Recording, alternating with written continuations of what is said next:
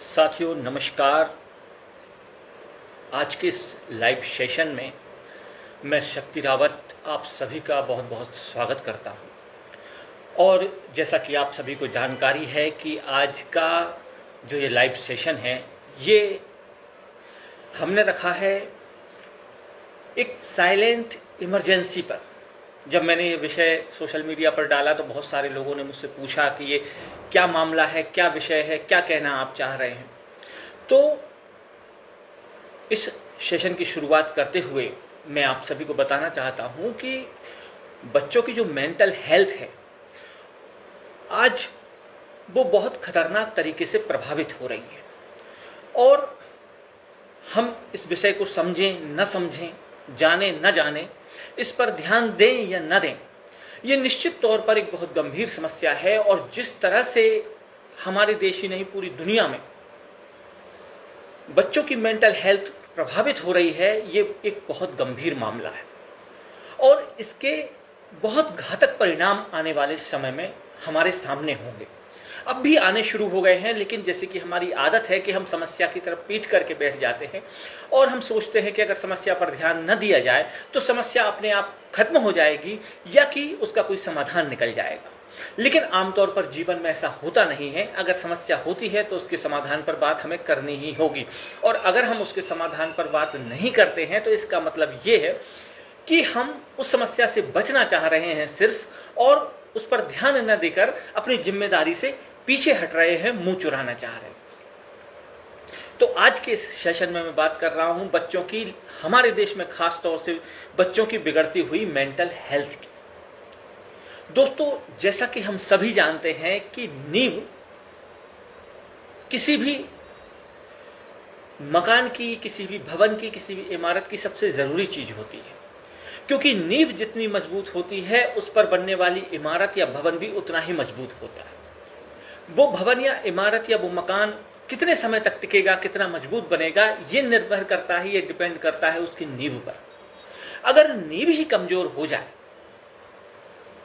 तो इसके लिए किसी ज्योतिष को दिखाने की जरूरत नहीं है कि मकान कमजोर बनेगा। कमजोर नींव पर कमजोर मकान बनेगा और वो बहुत ज्यादा दिनों तक टिका नहीं रह सकेगा। ठीक इसी तरह हमारा मानसिक स्वास्थ्य या हमारी मेंटल हेल्थ हमारे जीवन की नींव है। अगर हमारी मेंटल हेल्थ अच्छी है, हम मानसिक तौर पर मजबूत हैं, तो निश्चित तौर पर हमारे जीवन की जो इमारत बनेगी, जिस तरह का हमारा जीवन बनेगा, वो एक मजबूत जीवन होगा। लेकिन अगर मेंटल हेल्थ या मानसिक स्वास्थ्य कमजोर है तो यह आज कहा जा सकता है कि निश्चित तौर पर एक कमजोर जिंदगी का निर्माण होगा, एक कमजोर भविष्य का निर्माण होगा। और कमजोर मेंटल हेल्थ का, कमजोर मानसिक स्वास्थ्य का व्यक्ति एक बहुत अच्छे और सफल जीवन का निर्माण नहीं कर सकता। और यही कारण था कि हमने अपनी संस्कृति में सालों सालों से, सदियों से व्यक्ति की मेंटल हेल्थ यानी उसके मानसिक स्वास्थ्य पर बहुत जोर दिया था। बच्चे के जीवन की शुरुआत में अगर अच्छी और स्वस्थ मानसिक आदतें डाल दी जाए, एक अच्छे मानसिक स्वास्थ्य की नींव डाल दी जाए, बीज बो दिए जाएं, तो निश्चित तौर पर आने वाली अपनी जिंदगी में, अपने भविष्य में वो बच्चा एक मजबूत और सफल इंसान बनता है। लेकिन आज बड़े दुर्भाग्य का विषय है कि हमारे बच्चों की मेंटल हेल्थ, उनका मानसिक स्वास्थ्य कमजोर हो रहा है।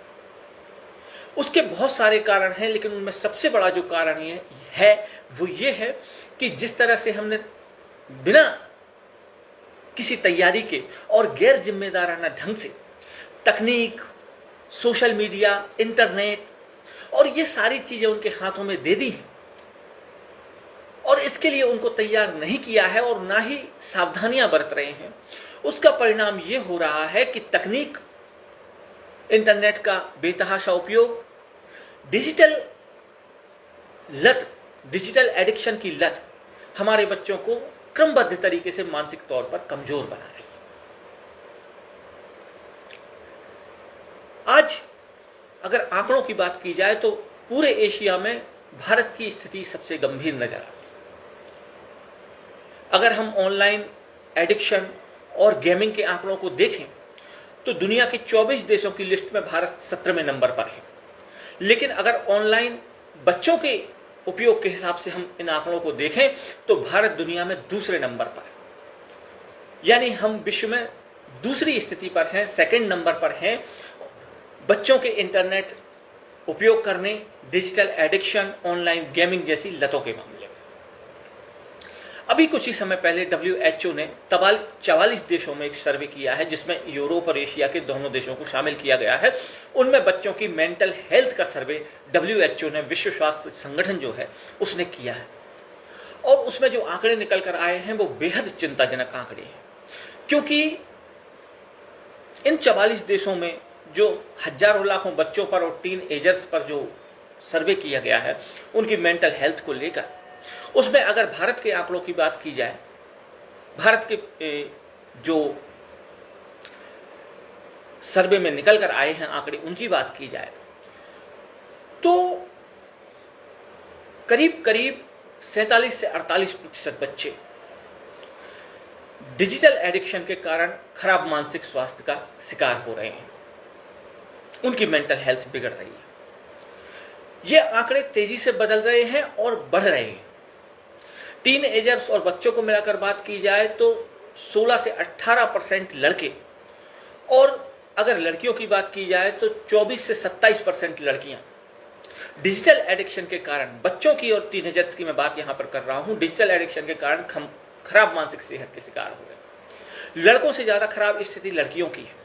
2022 में जहां 54% लड़कियों के मानसिक स्वास्थ्य पर डिजिटल एडिक्शन से असर पड़ रहा था, 2026 आते आते ये आंकड़ा 9% बढ़ के 63% हो चुका है। यानी 63% जो बच्चियां हैं और टीन एज की लड़कियां हैं, 15 साल तक की उम्र की जो लड़कियां हैं, उनके मानसिक सेहत पर सबसे बुरा असर डाल रहा है बेतहाशा सोशल मीडिया का उपयोग, गेमिंग की लत और जरूरत से ज्यादा इंटरनेट का इस्तेमाल करना।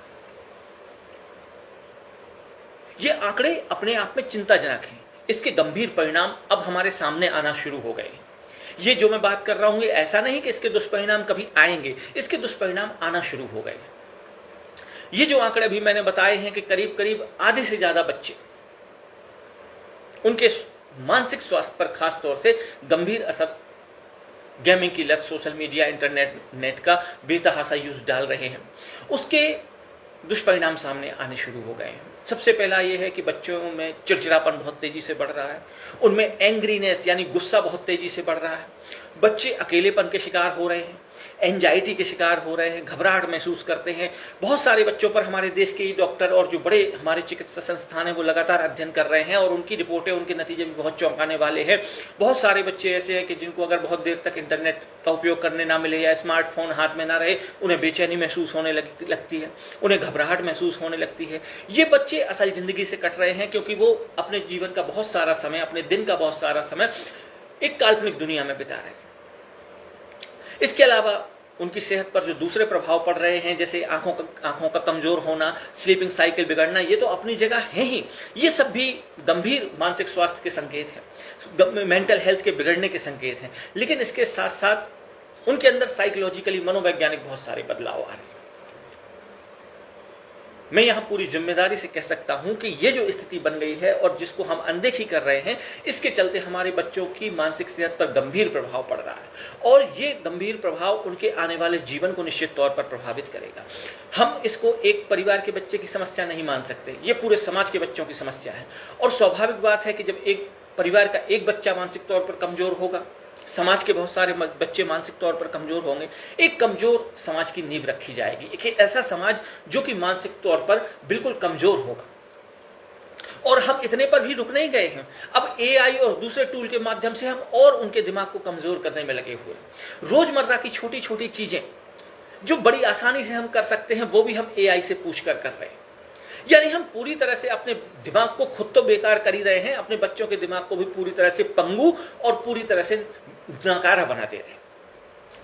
वो सारी चीजें जो हमें सामान्य बुद्धि से करनी चाहिए, वो भी हम एआई से पूछ के कर रहे हैं। दुनिया में एआई के जो जनक हैं, एआई के जो जानकार हैं, एआई के जो एक्सपर्ट हैं, वो भी इन चीजों को सही नहीं मान रहे हैं। लेकिन जैसे कि हमारी परंपरा रही है, जैसे कि हमारी सोच रही है कि जो दुनिया करेगी वही हमें भी करना है, जो सब कर रहे हैं उसकी नकल हमको भी करना है, भले ही उसका परिणाम कुछ भी हो, उसका अंजाम कुछ भी हो, हम उसकी चिंता नहीं करते। हम एक भेड़ चाल में चल रहे हैं और उस भेड़ चाल का नतीजा ये हो रहा है कि हम अपने बच्चों के आने वाले भविष्य को, उनके जीवन को खराब कर रहे हैं। और ऐसा क्यों हो रहा है? ऐसा इसलिए हो रहा है, उसके 2-3 प्रमुख कारण हैं। सबसे पहला कारण तो यह है कि माँ बाप अपनी जिम्मेदारी से बचना चाह रहे हैं। आज हमारे समाज में भी पश्चिम की नकल करके, हालांकि पश्चिम के देशों का हमने परिणाम नहीं देखा कि क्या हुआ उनके समाज का परिणाम, लेकिन हम नकल करने में बड़े प्रवीण लोग हैं क्योंकि हम मानसिक तौर पर गुलाम लोग हैं। तो हमने पश्चिम के देशों को देखा कि वहां आदमी और औरत बड़ी आजादी से जी रहे हैं, तो बड़ा आजादी शब्द बड़ा हमारे दिमाग में बैठ गया। अब स्त्रियों को भी आजादी चाहिए, पुरुषों को भी आजादी चाहिए। हम माता पिता तो बन रहे हैं, लेकिन माता पिता अपनी जिम्मेदारी लेने को तैयार नहीं है। उनकी पर्सनल लाइफ ज्यादा जरूरी है, उनकी आजादी ज्यादा जरूरी है। और इसके लिए हमने बच्चों को उलझा दिया। बच्चे हमें परेशान न करें, हमारी आजादी सुरक्षित रहे, हमारा काम चलता रहे, हमारे काम में कोई इंटरफेयर न करे, तो हम बच्चों को बड़ी आसानी से मोबाइल पकड़ा दें। बच्चे मोबाइल में उलझे हुए हैं, हम अपने काम में मस्त हैं, व्यस्त हैं, बिना इस चीज की चिंता करे हुए कि इस मोबाइल को जो हमने दे दिया है अपनी थोड़ी देर की समस्या बचाने के लिए बच्चे को, इसका आगे जाके क्या परिणाम होने वाला है। तो सबसे पहला कारण जो ये स्थिति बनी है वो इसीलिए बनी है कि माँ बाप जिम्मेदारी लेने को तैयार नहीं है। माँ बाप अपनी जिम्मेदारी से बचना चाह रहे हैं, उनके पास 17 दूसरे महत्वपूर्ण काम है बच्चों के अलावा। इसलिए बच्चों को उलझा दिया जाता है ऑनलाइन गेमिंग में, इंटरनेट में, सोशल मीडिया में। बच्चे उसमें मस्त हैं, माँ बाप अपने कामों में मस्त हैं। लेकिन माँ बाप आज ये नहीं सोच पा रहे हैं कि जो समय आज आप नहीं दे रहे हैं बच्चों को और उनकी जिम्मेदारी से बचने की कोशिश कर रहे हैं, वही कल आपके साथ भविष्य में आने वाला है। कल को जब आप बूढ़े होंगे, कल को जब आप उम्रदराज होंगे, तो यही बच्चे आपको समय नहीं देंगे और आप किसी अनाथ आश्रम में बैठे नजर आएंगे, क्योंकि आप अपने बच्चों को वही सिखा रहे हैं। आप अपने बच्चों को यह सिखा रहे हैं कि परिवार से ज्यादा जरूरी है काम। आप अपने बच्चों को यह सिखा रहे हैं कि परिवार को समय देने से ज्यादा जरूरी है हमारे व्यक्तिगत शौक, हमारी आजादी। और ये जो सीख आप बच्चों को दे रहे हैं, ये आपके भविष्य में, आपके बुढ़ापे में लौटकर सामने आने वाली है। लेकिन ये एक बड़ा कारण है कि चूंकि माँ बाप अपनी जिम्मेदारी से बच रहे हैं, बच्चों को समय नहीं दे रहे हैं, इसलिए उनकी मेंटल हेल्थ लगातार खराब होती चली जा रही है। दूसरी सबसे बड़ी चीज है संवादहीनता। एक समय हमारे हिंदुस्तान में संयुक्त परिवारों की, ज्वाइंट फैमिली की बहुत बड़े विस्तार की एक जाल था, एक नेट था, जिसमें बच्चे की जिम्मेदारी सिर्फ माता पिता की नहीं होती थी, उनके चाचा, ताऊ, दादा, दादी, नाना, नानी, तमाम रिश्तेदारों की होती थी। बच्चे को बहुत अच्छा बौद्धिक विकास मिलता था क्योंकि वो बहुत सारे लोगों के संरक्षण के बीच में पलता था। धीरे धीरे योजनाबद्ध तरीके से इस देश में संयुक्त परिवार खत्म कर दिए गए। एक षड्यंत्र के तहत इस देश में ज्वाइंट फैमिली खत्म कर दी गई। आजादी के नाम पर, व्यक्ति की स्वतंत्रता के नाम पर, काम धंधे के नाम पर, विकास के नाम पर हमने बहुत षड्यंत्र पूर्वक इस देश में संयुक्त परिवार को खत्म कर दिया। अब बची सिंगल फैमिली, न्यूक्लियर फैमिली जिनको हम कहते हैं, जिनमें माता पिता और बच्चे होते हैं। अब स्थिति यह है कि जैसे मैंने पहली बात कही कि माता पिता जिम्मेदारी से बच रहे हैं, उस बात का एक दूसरा पहलू यह भी है कि आज जिस तरह की जिंदगी हमने अडॉप्ट कर ली है, पश्चिम की नकल करके, दुनिया की नकल करके, उसमें माँ बाप के पास समय की भी बड़ी कमी है। क्योंकि जिस तरह से वो दौड़ रहे हैं, जिस तरह से भविष्य बनाना है, पैसा कमाना है, सारी चीजें करनी है, निश्चित तौर पर उनके पास समय की कमी है। उसका नतीजा ये होता है कि बच्चे को पर्याप्त समय नहीं मिल पाता। और चूंकि बच्चे को पर्याप्त समय नहीं मिलता, इसलिए परिवार में एक संवादहीनता की स्थिति पैदा हो जाती है। हम जो बहुत जरूरी बातें हैं वही बच्चों से करते हैं, इसके अलावा ना हम उन्हें अलग से समय देते हैं, ना हम कभी उनके बारे में जानकारी लेते हैं, उनके जीवन में क्या चल रहा है ना कभी इसकी चिंता करते हैं, वो क्या कर रहे हैं ना कभी इसकी बातचीत करते हैं। और ये जो संवादहीनता है, ये बच्चे को अकेलेपन की तरफ ढकेल देती है। और इसी संवादहीनता के चक्कर में बच्चे पूरी तरह से निर्भर हो गए हैं सोशल मीडिया पर, पूरी तरह से निर्भर हो गए हैं इंटरनेट पर, गेमिंग का। बच्चा अपना एक रास्ता निकाल लेता है अपना समय पास करने का, क्योंकि उसके माँ बाप के पास समय नहीं है, उनके पास बात करने की भी फुर्सत नहीं है, तो वो अपना एक रास्ता ढूंढ लेता है बिना इस बात की चिंता किए हुए कि उसका भविष्य में नतीजा क्या होगा, परिणाम क्या। तो ये जो संवादहीनता की स्थिति बन गई है, इसके कारण बच्चे की मानसिक स्वास्थ्य पर बहुत गहरा असर पड़ रहा है। आज बड़े पैमाने पर हम पूरे समाज में देख रहे हैं, पूरे देश भर से खबरें आती हैं, घटनाएं हो रही हैं। बच्चे लगातार अपराधों की तरफ जा रहे हैं, नशे की तरफ जा रहे हैं, गलत आदतों की तरफ जा रहे हैं। उसका मूल कारण यही है कि परिवारों में संवादहीनता की स्थिति है। परिवारों में बच्चों से बात नहीं की जा रही है, उनके जीवन में क्या चल रहा है, उन्हें क्या परेशानी है, क्या दिक्कत है, कोई चर्चा माँ बाप नहीं कर रहे हैं। सिर्फ हम उनको पैसे दे देते हैं, हाथ में मोबाइल पकड़ा देते हैं या उनकी जरूरत की चीजें लाकर उन्हें दे देते हैं और हम समझते हैं कि हमारी जिम्मेदारी पूरी हो गई। इस संवादहीनता के कारण, क्योंकि परिवार में बच्चों से संवाद नहीं हो रहा है, क्योंकि परिवार में बच्चों को संस्कार नहीं मिल रहे हैं, इन संस्कारों की कमी के चलते बच्चे तेजी से अपराध की तरफ जा रहे हैं। और उसके साथ साथ उनका मानसिक स्वास्थ्य तो खराब हो ही रहा है। जब बच्चे इन्फीरियरिटी के शिकार होते हैं, असुरक्षा के शिकार होते हैं, कुंठा के शिकार होते हैं, अकेलेपन के शिकार होते हैं, घबराहट के शिकार होते हैं, यानी कुल मिलाकर उनकी मेंटल हेल्थ, उनकी मानसिक स्वास्थ्य जब खराब होता है तो वो अपराधों की तरफ या गलत रास्तों पर, नशे की तरफ, दूसरी तरफ वो चले जाते हैं। तो ये दूसरा सबसे बड़ा कारण है कि जो संवादहीनता है वो भी एक बड़ा कारण बन रही है बच्चों की मानसिक सेहत को बिगाड़ने में। और इसके साथ साथ ये है कि तीसरा जो सबसे बड़ा कारण है वो ये है कि हमने बच्चों के हाथ में फोन दे दिए, इंटरनेट के माध्यम से पूरी दुनिया उनके सामने खुल गई, अब सब कुछ है उनके सामने, बच्चों से कुछ भी छुपा नहीं है। हमने जिम्मेदार गार्जियंस बनके, जिम्मेदार अभिभावक बनके उनको जिम्मेदारी के साथ सोशल मीडिया का या दूसरे प्लेटफॉर्म का उपयोग करना नहीं सिखाया। आज भी हमारे देश में डिजिटल लिटरेसी बहुत कम है। बच्चों ने क्या देखना चाहिए, क्या करना चाहिए, कितना समय देना चाहिए, कोई अनुशासन, कोई डिसिप्लिन, कोई गाइडलाइन, कुछ भी नहीं। न समाज को चिंता है, न सरकार को चिंता है, न माँ बाप को चिंता है कि हमने बच्चों को कितने बड़े खतरे में ढकेल रखा है। न कोई हमारे पास नीति है। आज पश्चिम में सरकारें चिंता कर रही हैं अपने बच्चों के भविष्य की, परिवार चिंता कर रहे हैं, समाज चिंता कर रहा है, लेकिन हमारे देश में कोई चिंता नहीं है। हमने बेलगाम सब कुछ छोड़ रखा है, बेतहासा सब कुछ असीम तरीके से, जिसकी कोई सीमा नहीं है, जिस पर कोई प्रतिबंध नहीं है, जिस पर कोई अनुशासन नहीं है, हमने चीजें बिल्कुल भगवान भरोसे, इसको कहना चाहिए, छोड़ रखी हैं, बिना इस बात की चिंता करे कि इन सब चीजों के कितने गंभीर नतीजे आने वाले समय में हों। यह निश्चित तौर पर बड़ी गंभीर चिंता का विषय है। इस पर सरकारों को भी चिंता करने की जरूरत है, इस पर समाज को भी चिंता करने की जरूरत है, और इस पर माता पिता को भी चिंता करने की जरूरत है। मैंने आपको आंकड़ों के माध्यम से इसी सेशन में बताया है अभी कि किस तरह की गंभीर स्थिति बन रही है, ये गंभीर स्थिति क्यों बन रही है उसकी भी मैंने चर्चा की। अब तीसरी और अंतिम बात आती है समाधान की, कि अगर हम समाधान चाहते हैं तो इस स्थिति का समाधान क्या हो सकता है। आप सभी जानते हैं कि अलग मूवमेंट फॉर लाइफ के माध्यम से पिछले 5-7 सालों से मैं लगातार डिजिटल एडिक्शन पर बोल रहा हूं, बच्चों की मेंटल हेल्थ पर बोल रहा हूं, युवाओं, बड़ों, सभी से मैं कोशिश करता हूं, प्रयास करता हूं कि सभी तक मेरा संदेश पहुंचे, सभी तक मेरी बात पहुंचे कि हम किस तरह से ये बहुत, क्योंकि वैज्ञानिक बता रहे हैं, डॉक्टर बता रहे हैं, जो भी समझदार लोग हैं इस दुनिया के, वो सब बता रहे हैं कि डिजिटल एडिक्शन जो है ड्रग्स की तरह है। इट्स लाइक अ ड्रग्स, मतलब जितना गंभीर असर हमारे मन मस्तिष्क पर ड्रग्स का होता है, जैसे हम कोकीन खाएं या हेरोइन खाएं या कोई भी नशीला पदार्थ खाएं उसका होता है, उतना ही या उससे ज्यादा गंभीर असर सोशल मीडिया, गेमिंग और इन सारी चीजों का हमारे मन मस्तिष्क पर हो रहा है, और बच्चों पर और भी ज्यादा, क्योंकि उनके पास ना समझ है ना अनुभव है। उनके लिए स्थिति और भी गंभीर है और भी खराब है। तो बात आती है समाधान की। मैं लगातार वीडियोस के माध्यम से, यूट्यूब पर आप मेरे वीडियोस देख सकते हैं जो डिजिटल एडिक्शन के संबंध में है, मानसिक स्वास्थ्य के संबंध में है, उन वीडियोस को देखकर आप जान सकते हैं। लेकिन यहाँ इस लाइव सेशन में मैं भी 2-3 चीजों की मैं चर्चा कर रहा हूँ, 2-3 उपायों की मैं चर्चा कर रहा हूं, क्योंकि जब समस्या है तो उसका समाधान भी है। लेकिन असली सवाल यह है कि क्या हम समाधान करना चाहते हैं या नहीं करना चाहते। हम स्थिति को ऐसे ही बना रहने देना चाहते हैं कि हमें वाकई में बच्चों की चिंता है, हम उनके लिए कुछ करना चाहते हैं। तो यहां 2-3 समाधानों की मैं बात कर रहा हूं, जिन पर अगर आप अमल करें, जिन पर अगर आप विचार करें, जिनके संबंध में अगर आप प्रयास करें, तो आप निश्चित तौर पर अपने बच्चों को इस गंभीर स्थिति से बचा सकते हैं, और हम उन्हें एक अच्छा, सुरक्षित, बेहतर भविष्य, एक मजबूत मन, मस्तिष्क और एक अच्छी जिंदगी दे सकते हैं। तो इसमें सबसे पहला उदाहरण, सबसे पहला जो उपाय है वो मैं आपको बताना चाह रहा हूं कि सबसे पहले माँ बाप खुद उदाहरण बने बच्चों के। क्योंकि अगर हम खुद 24 घंटे मोबाइल के गुलाम हैं और हम अपने बच्चों से कहें कि वो मोबाइल का ज्यादा इस्तेमाल ना करें, तो वो एक मजाक से, एक चुटकुले से, एक जोक से ज्यादा और कुछ भी नहीं होगा। मुझे एक छोटी सी कहानी याद आती है, महात्मा गांधी के जीवन की एक कहानी है और बहुत बार कही सुनी गई है, आपने भी सुनी होगी।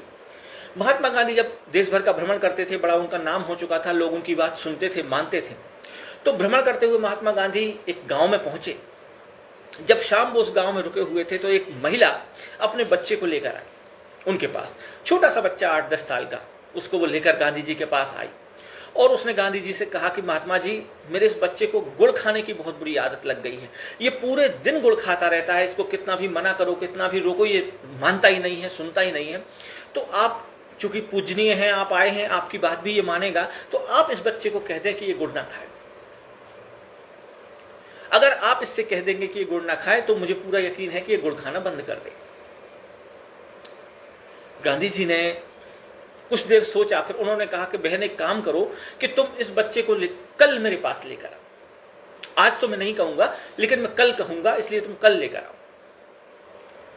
अगले दिन वो महिला फिर उसी समय शाम के समय गांधी जी के पास पहुंची और उसने कहा कि बापू आपने कहा था कि कल बच्चे को लेकर आना, मैं ले आई हूं, अब आप इसको कम से कम मना कर दे, रोक दे तो ये मान जाए और गुड़ खाना कम कर दे। गांधी जी ने उसको सिर पर हाथ फेरा उस बच्चे के और उससे कहा कि बेटा बहुत ज्यादा गुड़ खाना बुरी बात है और तुम गुड़ खाना बंद कर दो। वहां आसपास बहुत सारे लोग बैठे हुए थे, उस महिला को भी बड़ा अजीब लगा। उसने कहा अगर आपको इतनी ही बात कहनी थी तो ये बात तो आप कल भी कह सकते थे, इसमें कुछ अलग से तो आपने कहा नहीं। आपने कहा कि मैं कल आऊं, कल इसको लेकर आऊं, तो मुझे लगा कि आप कुछ इसको बड़े उदाहरण से, कुछ बहुत अलग ढंग से समझाने वाले हैं, लेकिन आपने तो बड़ी साधारण बात कही कि गुड़ मत खाना, ये तो आप कल भी कह सकते थे। तब गांधी मुस्कुराने लगे और गांधी ने कहा कि मैं कल इसलिए नहीं कह सकता था कि कल तक मैं भी गुड़ खाता था,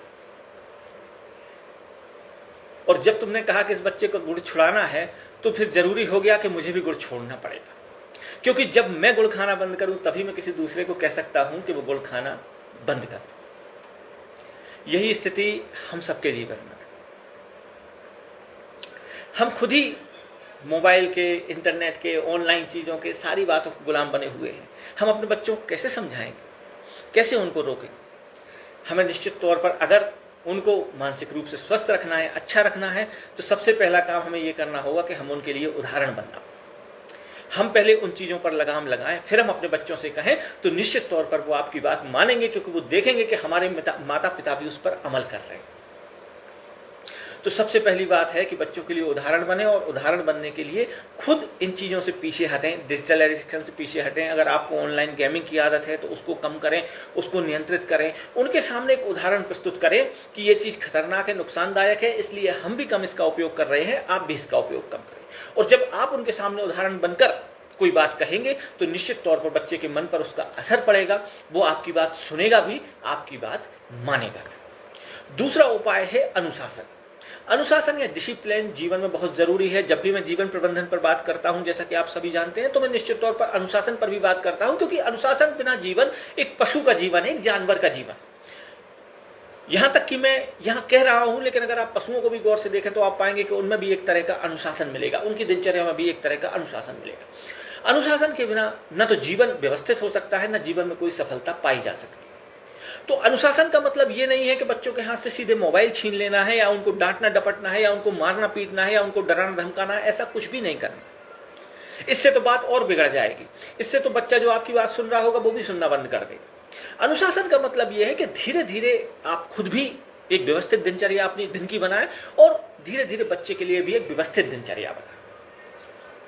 और व्यवस्थित दिनचर्या का मतलब यह है कि कुछ समय पूरे दिन का, कुछ स्थान घर के ऐसे होने चाहिए कि जहां आप पूरी तरह से स्मार्टफोन पर बैन लगा दें, जहां ना आप खुद लेकर जाएं, ना बच्चे को उपयोग करने दें। ये पहली बात से होगा, जैसा मैंने कहा कि आप खुद उदाहरण बनेंगे, तब ये बात होगी। और धीरे धीरे अनुशासन बनाएं, जैसे कि हफ्ते में एक दिन कुछ घंटों के लिए हम पूरी तरह से मोबाइल फ्री टाइम रख सकते हैं, जिसमें घर का कोई भी सदस्य मोबाइल का उपयोग ना करें।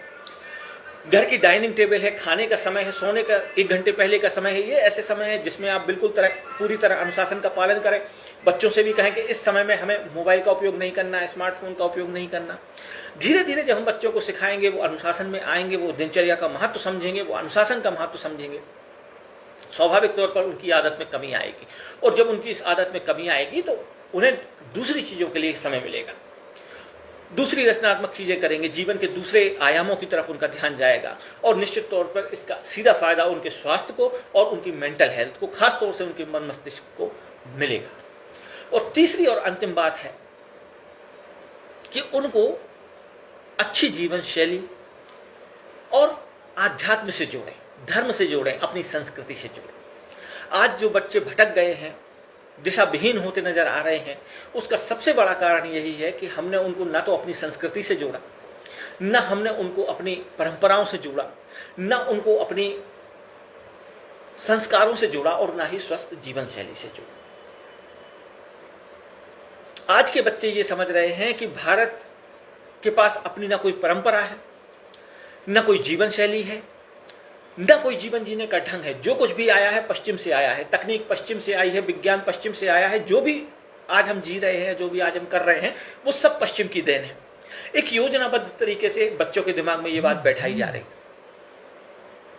उनको ये समझाया जा रहा है कि इस देश में तो कुछ गर्व करने लायक है ही नहीं, इस देश में तो कुछ अपना है ही नहीं, जो भी हमारे पास आया है पश्चिम का आया है, हम पश्चिम से सब उधार लेकर जी रहे। हमारे पास अपनी कोई परंपरा नहीं है, हमारे पास अपनी कोई जीवन शैली नहीं है, हमारे पास अपना कोई जीने का ढंग नहीं है, कोई जीवन का ढांचा नहीं है। यह बात बिल्कुल गलत है, बुनियादी रूप से गलत है, पूरी तरह से एक प्रोपोगेंडा है जो बच्चों के मन में बैठा दिया गया। उन बच्चों को यह पता नहीं है कि जब दुनिया कबीलों में रहती थी, जब दुनिया गांव में भी नहीं पहुंची थी, तब भारत में नालंदा जैसा उत्कृष्ट स्तर का विश्वविद्यालय था जहां उच्च स्तर की पढ़ाई की जाती थी। जब दुनिया कबीलों में जी रही थी और शिकार पर जी रही थी, तब भारत में मोहनजोदाड़ो जैसी, सिंधु घाटी जैसी बड़ी सभ्यता थी, विकसित सभ्यता थी, जिसके नगरों के मैनेजमेंट के प्रबंधन की आज भी अध्ययन किया जाता है, आज भी चर्चा की जाती है। लेकिन दुर्भाग्य इस देश के बच्चों का कि हमने कभी उन्हें अपने संस्कारों से नहीं जोड़ा, अपनी संस्कृति के गौरव से नहीं जोड़ा। और यही कारण है कि आज के बच्चे, युवा और टीनेजर्स जो पीढ़ी है वो दिशाविहीन हो गई है। उनको ऐसा लगता है कि पश्चिम ने ही भारत को जीना सिखाया है और जो भी इस संसार में अच्छा है, जिंदगी में अच्छा है, वो सब पश्चिम के पास है, भारत के पास कुछ भी नहीं। इस गलतफहमी को दूर करने की जरूरत है। बच्चों को अपनी संस्कृति से जोड़ने की जरूरत है, अपने संस्कारों से जोड़ने की जरूरत है, अपनी देश की परंपराओं और गौरव से जोड़ने की जरूरत है। अगर वो इनसे जुड़ेंगे तो स्वाभाविक तौर पर उनके सोचने का ढंग बदलेगा, जीवन का दृष्टिकोण बदलेगा। नहीं तो वो इसी तरह से तकनीक के, विज्ञान के अंधे होकर गुलाम बन के रह जाएंगे और उनका कोई भविष्य नहीं होगा, क्योंकि वो न तो मानसिक रूप से मजबूत होंगे, न वो शारीरिक रूप से मजबूत होंगे। और ऐसे बच्चे जब हमारे देश के भविष्य का निर्माण करेंगे, समाज का निर्माण करेंगे, तो हम समझ सकते हैं कि भारत का भविष्य किस गर्त में जाएगा और भारत का समाज किस गर्त में जाएगा। तो बच्चों का मानसिक स्वास्थ्य, उनकी मेंटल हेल्थ आज एक सबसे बड़ी चुनौती है। इसलिए लाइव सेशन के लिए मैंने आज इस विषय को चुना था, ताकि हम आप सब मिलकर इस संबंध में सोचें, इस बात की गंभीरता को समझें, बच्चों के भविष्य की चिंता करें और इसकी समाधान की दिशा में काम करें। क्योंकि अगर आज हमने नहीं सोचा तो इन बच्चों का आने वाला पूरा कल अंधेरे में हो जाएगा। और चूंकि बच्चे देश का भविष्य हैं, अगर भविष्य का ही आने वाला कल अंधेरे में हो जाएगा तो इस देश का भी फिर कोई भविष्य नहीं रहेगा, इस समाज का भी कोई भविष्य नहीं रहेगा और इस संस्कृति का भी कोई भविष्य नहीं रहेगा। तो आज इस सेशन के माध्यम से मैं आप सभी से प्रार्थना करता हूं, विनय करता हूं कि इस गंभीर विषय पर सोचें, अपने घर के बच्चों के मेंटल हेल्थ पर ध्यान दें, उन्हें समय दें, उनके साथ बातचीत करें, उन्हें अपने संस्कारों से जोड़ें, अपनी संस्कृति से जोड़ें, उन्हें अपने देश के गौरव के बारे में बताएं, ताकि उनका मानसिक विकास भी हो और वो मानसिक रूप से एक मजबूत इंसान आने वाले जीवन में बन सके।